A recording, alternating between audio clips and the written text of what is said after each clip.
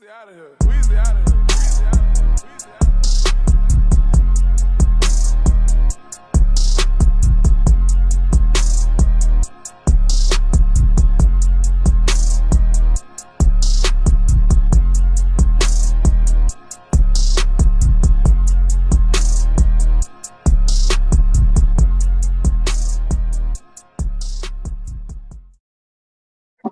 What is going on, everyone? Philly Insider Podcast. I'm Hunter Doyle here from Inside the Eagles, and we've got Ali Fayad here, Western Michigan edge rusher, 2022 NFL draft prospect. Congrats on getting here and being an NFL draft prospect. That is an amazing accomplishment in and of itself, along with your other accolades. Led the MAC in sacks, fourth in college football in sacks, MAC Defense Player of the Year, man. I mean, you're just racking up the awards. Tell us how you're doing and, how the draft process has been, man. You're coming up on April.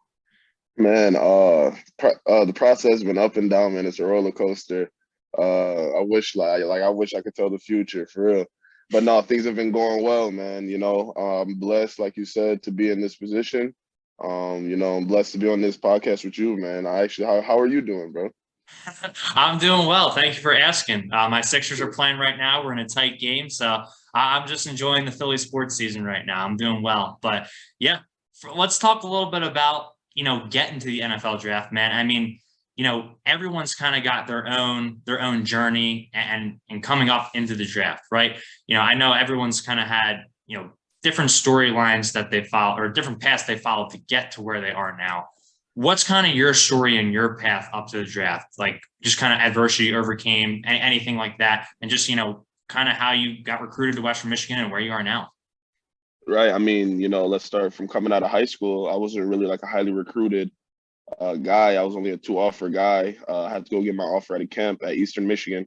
Was committed there for a little bit. Once PJ Fleck got fired, that's when Western Michigan gave me the opportunity. They sent me an offer like that day. And then after, consulting with the family, it was a better opportunity for me to go to Western Michigan and, kind of started there, got to camp, started a couple games as a true freshman. Sophomore year, ended up starting 13 games. Junior year, ended up second team all MAC.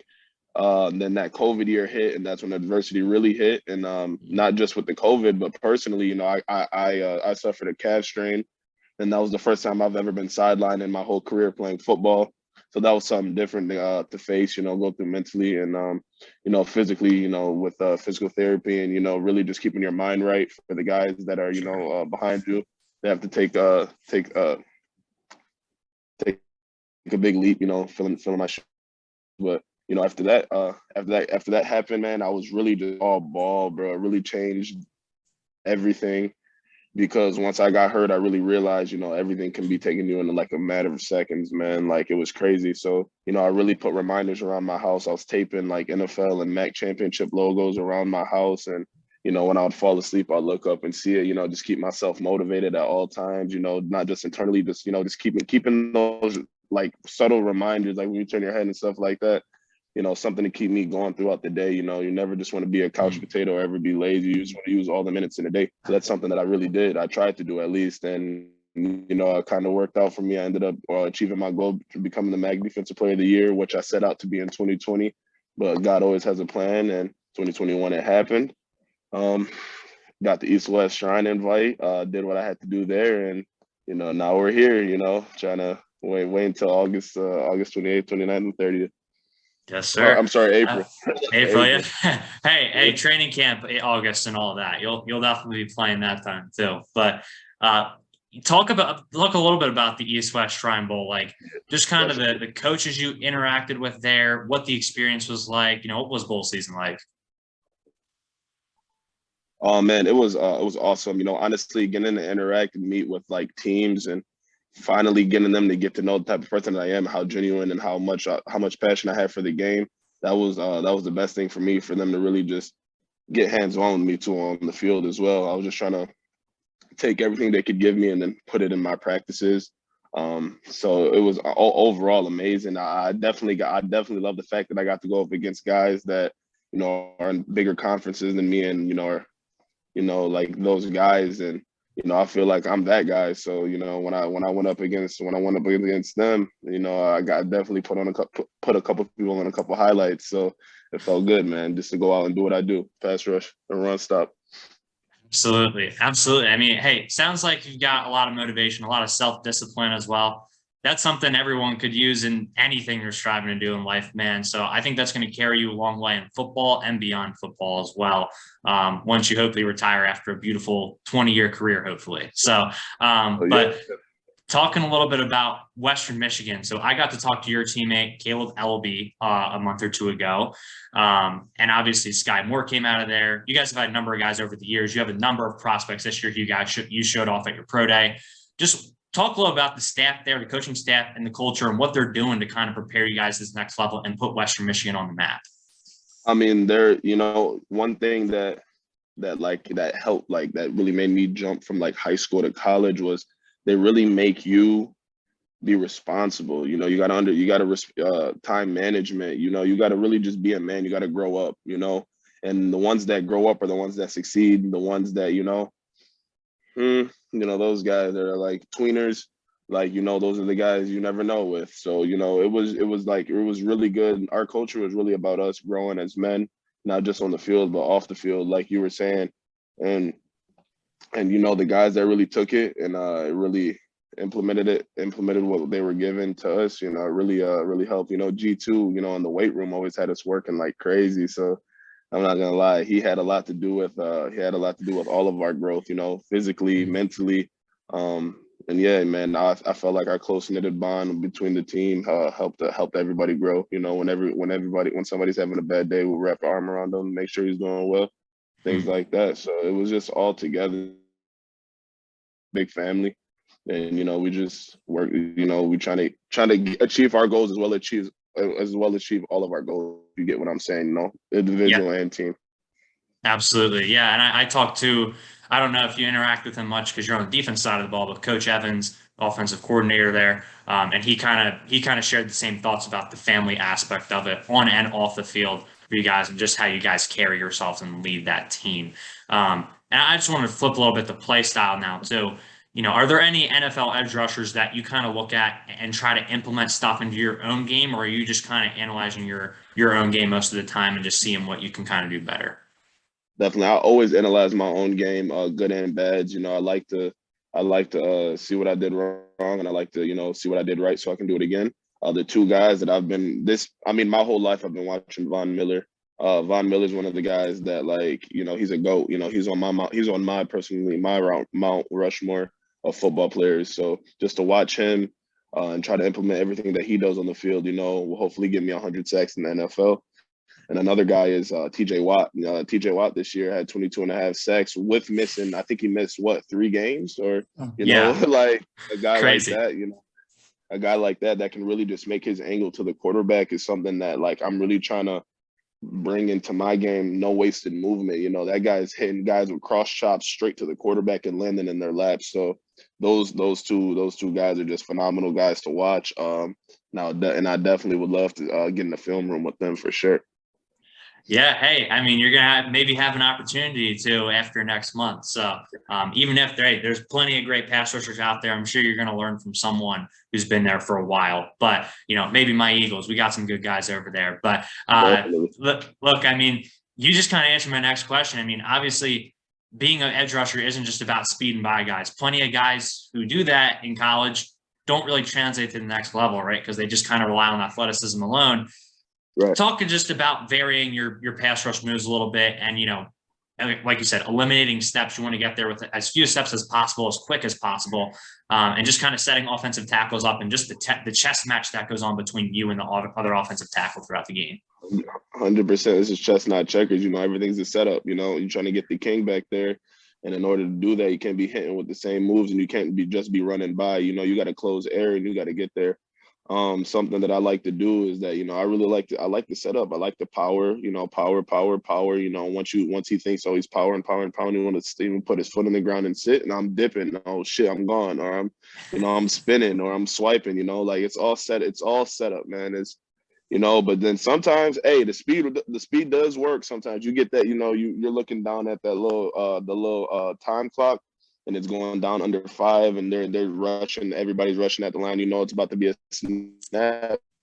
They clap and you out, and it's all the little things you got to peep.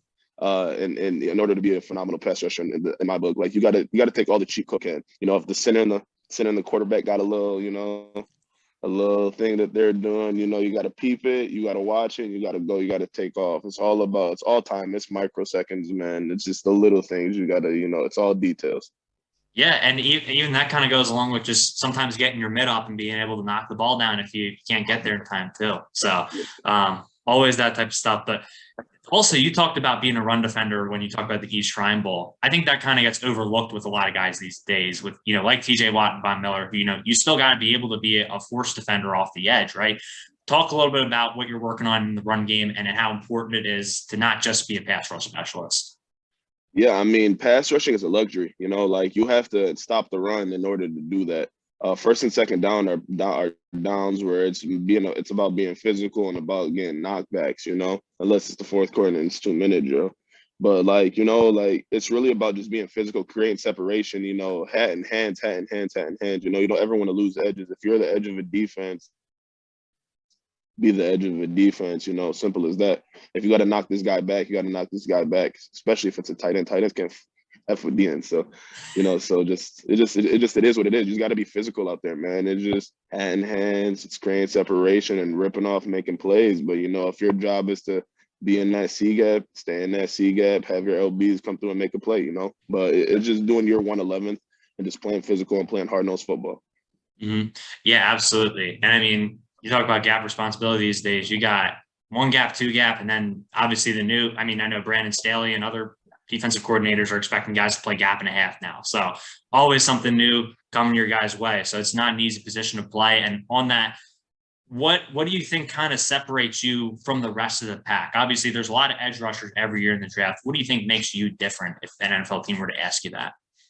Man, I'm an every down back, and I'm very persistent, and I execute when my name is called. Like when it's time to go, I'm really like that. I'm really trying to get there. Like, and I got something in me that's so fiery, and it's just like it's like flames in me. When it's time to turn up, it's time to turn up. I don't know if other players have it, but I do. There's sometimes I get into a mode where if I want a couple reps in a row, I get in a mode where it's like I'm so instinctual.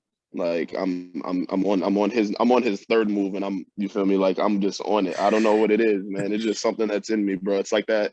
What's that thing on Madden when you're all heated up and with the little X Factor. X Factor, man. That's how it really feels when I'm out there and I get that, and I feel like that separates me from a lot of guys, bro. I really love what I do, and I feel like I'm unstoppable sometimes when I'm on that field.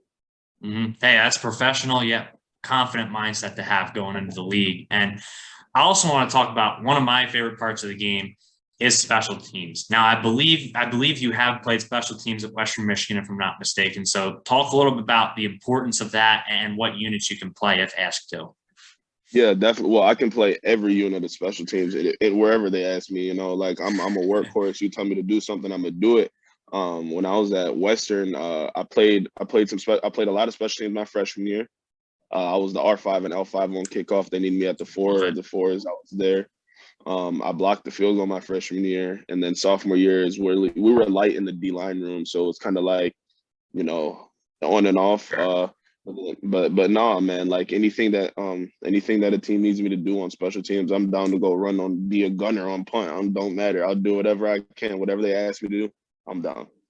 Hey, some of my favorite players are gunners on punts some of the time. I know the Eagles have had some really good ones over the past couple of years. And, those guys can change games with field position, especially, whether it's, on punts, whether you're, like you said, whether you're playing L5, R5, L4, whatever it may be on kickoff too.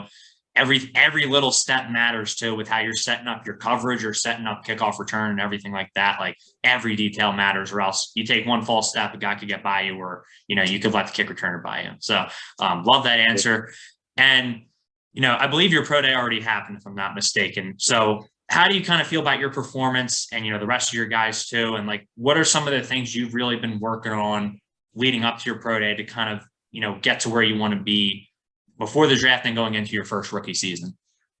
Right. I'm a perfectionist, man. So with that, with my pro day, I feel like there's always room for improvement. I didn't didn't really showcase my complete speed, but it is what it is. We're gonna keep it, we're gonna scratch it, and we're gonna, next day, it is what it Yeah. is.